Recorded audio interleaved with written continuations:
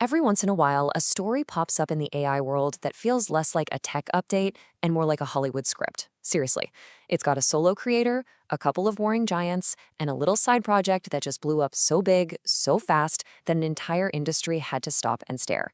So let's get into the absolutely wild story of OpenClaw. And let's just get right to the punchline. After a month that was nothing short of a whirlwind, the creator of this viral project, Peter Steinberger, drops this bombshell. He's joining OpenAI. And that one sentence, it sent massive shockwaves through the entire dev community and really left everyone asking one huge question. And that's exactly what we're going to unpack here. Because this isn't just a story about a new hire. No. This is a story about a major clash of cultures, the incredible power of open source software, and what happens when one single builder makes something so cool that the giants simply cannot ignore it. All right, so let's start with the announcement itself. Peter Steinberger, a developer with a really fascinating backstory, is now teaming up with the company that's pretty much at the tip of the spear for AI research. But there was a really critical little detail in his announcement that honestly changes everything. Okay, so here's where it gets super interesting. This was not your typical acquisition. OpenAI didn't buy OpenClaw. They hired the creator, and they're going to help fund the project. But the project itself, it's going to live on independently inside a foundation. And this one little detail is absolutely the key to understanding this whole crazy story. So to really get why this was such a massive deal, we got to rewind a little bit and talk about what OpenClaw even is. Because before it was OpenClaw, it was just this little side project, a playground, that completely exploded in a way nobody, and I mean especially its creator, ever saw coming.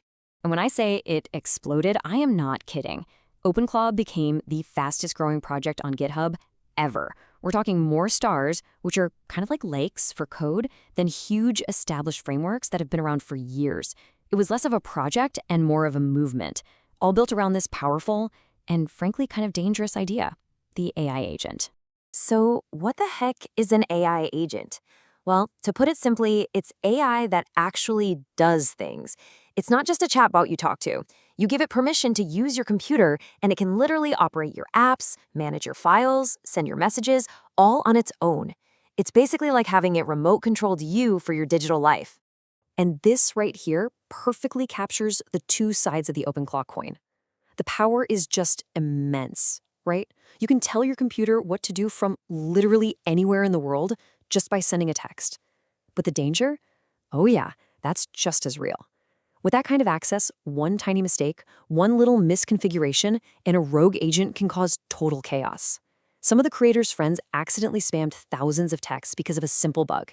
It's truly the Wild West of AI right now.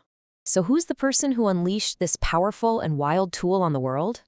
To really get OpenClaw, you have to get to know Peter Steinberger. He is not your typical Silicon Valley guy, and his unique journey is precisely why he was the one who could build this. This quote, this tells you everything you need to know about his motivation. He already spent 13 years building and then selling a company. He wasn't interested in playing the whole venture capital game all over again. His goal was impact, not building a giant enterprise. He just wanted to build cool stuff and see if it could, change things. And his background was his secret weapon.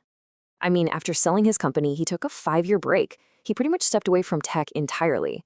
So when he came back, he hadn't been slowly drip-fed all the little gradual improvements in AI. He skipped all that and jumped straight into the deep end with the insanely powerful models we have today. That fresh perspective meant he saw what was possible without all the baggage and limits others had built up over time. He was ready to push things way further than anyone else. Okay, so this is where the story takes a super dramatic turn. As the project, which was first called Claudebot, started going viral, it caught the eye of two of the biggest names in AI. And their completely opposite reactions are what would ultimately seal its fate. And it all happened in one crazy month. The timeline here is just staggering. I mean, look at this. Week 1, the project is the talk of the town, an absolute overnight sensation.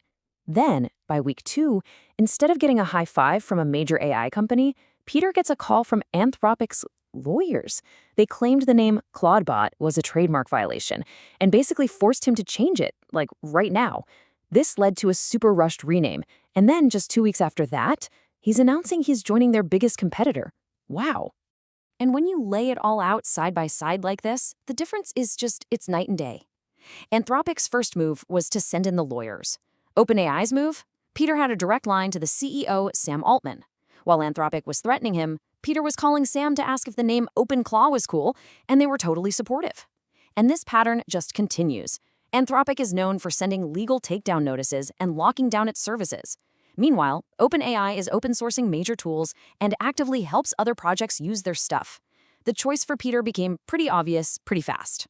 So, with the full backing of OpenAI and the freedom of an independent foundation, what's next for Peter and the future of these AI agents? Well, his mission has actually gotten bigger and, surprisingly, a lot more personal. This is his new North Star.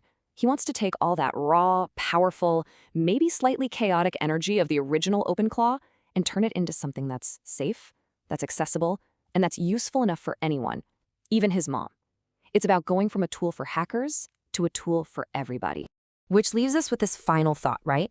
OpenClaw got so big that these giant labs couldn't just copy it.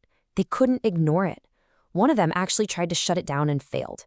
In the end, they had to embrace it. It's just a powerful reminder that even as these companies grow into trillion-dollar behemoths, the next world-changing idea might be starting right now, as one person's little side project.